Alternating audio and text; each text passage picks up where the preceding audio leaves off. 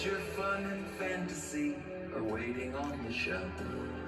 A story's so much better with a friend than by yourself. The cover picture is a doorway to another land. So gather round, let the story take us by the hand. We're telling tales with friends, and we've got plans for you. Dragons playing Goldilocks, despair is peekaboo. Here's Tilly, Larry, and Harry, great to have you all. Stories are for everyone, beyond old, big and small. Tales and Friends. The Elves and the Shoemaker. The Shoemaker is played by Sam. The wife is played by Eve. The Elves are played by the Color Crew. The kids are played by Gugu and Gaga.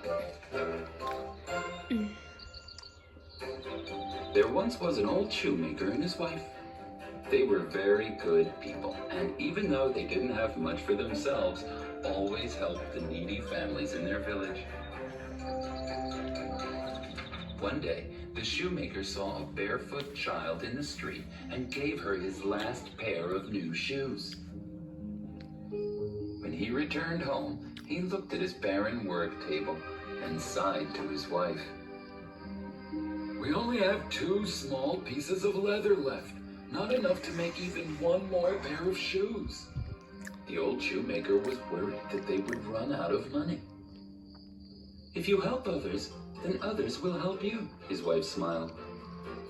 This made the old man feel better because he knew his wife was right.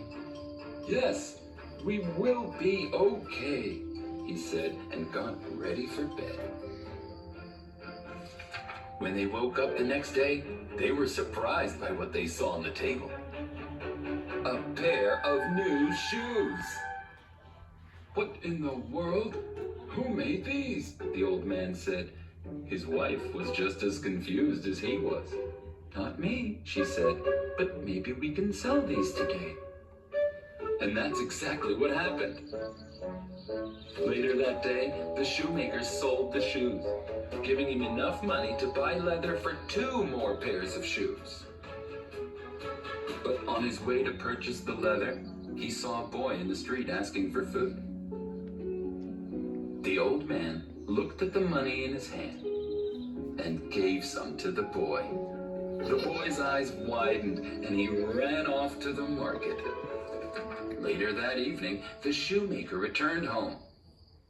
He told his wife that he helped a poor child, but now they only have enough leather to make 1 new pair of shoes. "If you help others, then others will help you," his wife reminded him.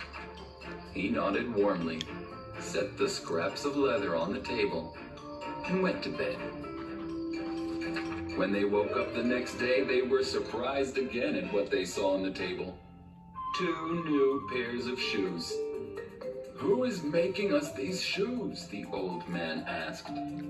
"We must find whoever is helping us and thank them," the shoemaker said. "Yes," his wife agreed, "and let's give them milk and cookies to show them how much we care."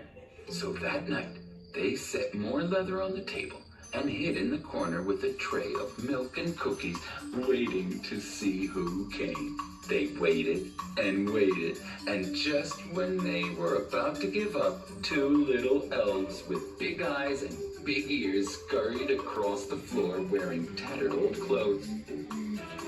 The elves jumped onto the table and got to work making new pairs of shoes. The shoemaker and his wife smiled as they watched the curious creatures work.